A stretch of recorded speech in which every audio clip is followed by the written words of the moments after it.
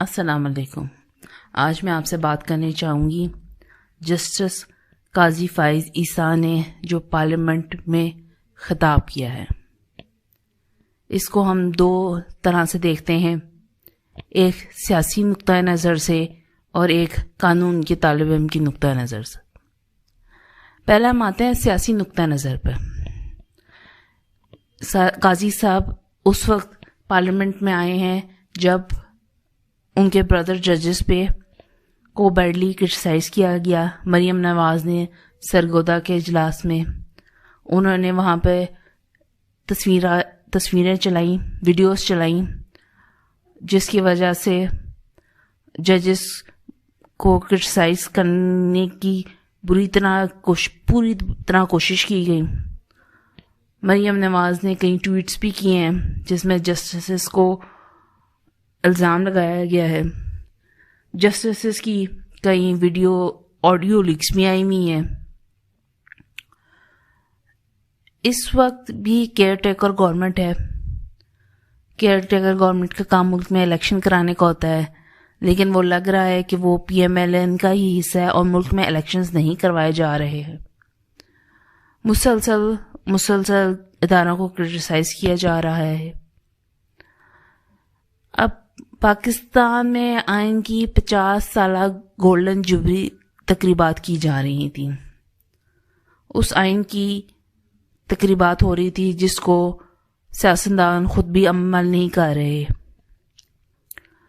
ہمارے ملک میں کئی ایسے واقعات ہوئے ہیں جو قانوناً اور کانسٹیٹیوشنل طور پہ جائز نہیں ہیں.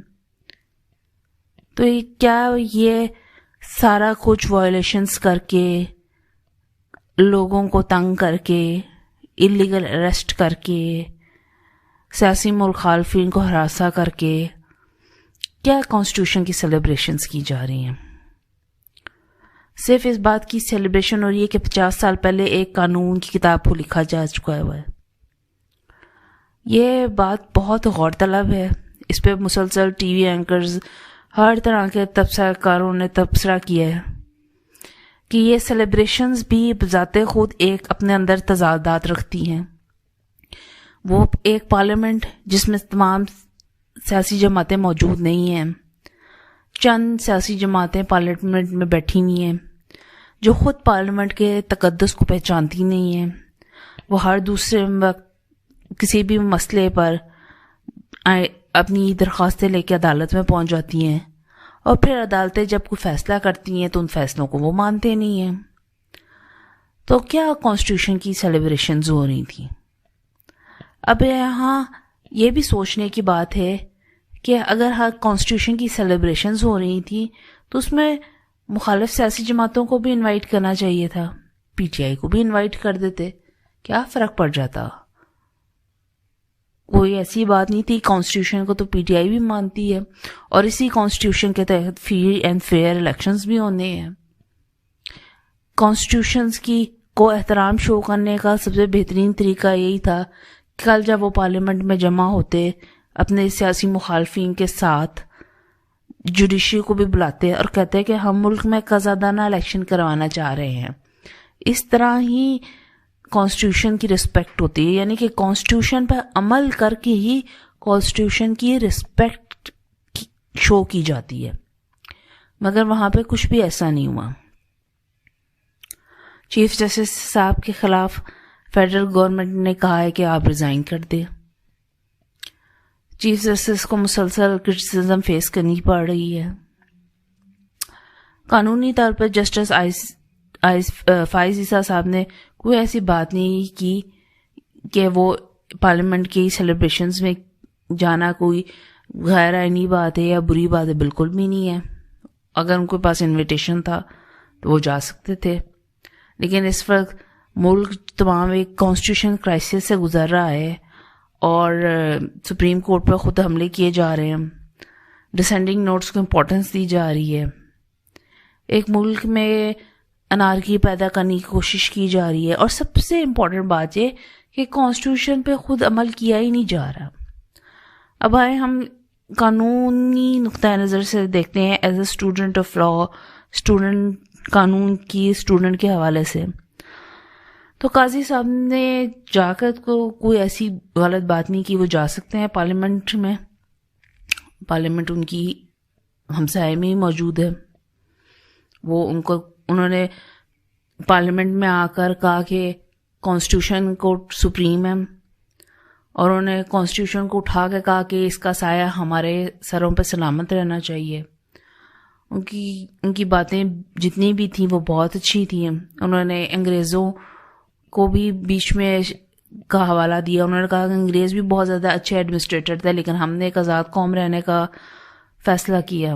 انہوں نے کہا کہ تمام اختلافات کو بھرا کر مل بیٹھنا چاہیے. انہوں نے کہا کہ جتنی نفرت اب موجود ہے ایک دوسرے کے لیے، اتنی دشمنوں کے لیے بھی نہیں ہوتی.